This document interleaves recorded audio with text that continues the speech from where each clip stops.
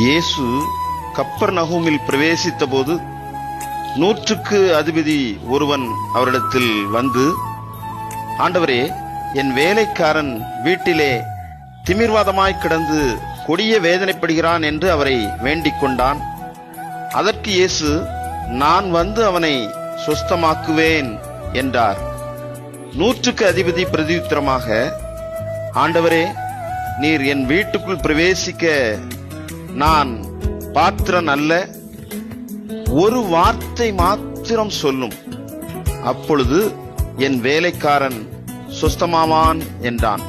இயேசு இதை கேட்டு ஆச்சரியப்பட்டு, இஸ்ரவேலருக்குள்ளும் நான் இப்படிப்பட்ட விசுவாசத்தை காணவில்லை என்று மெய்யாகவே உங்களுக்கு சொல்லுகிறேன் என்றார்.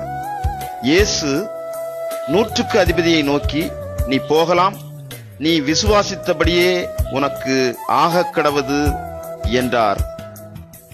அந்த நாளிகையிலே அவன் வேலைக்காரன் சுஸ்தமானான்.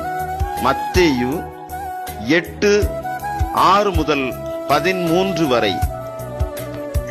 இந்த நாள் இனிமையான நாளாக உங்கள் வாழ்வில் அமைய அன்பின் வாழ்த்துக்கள்.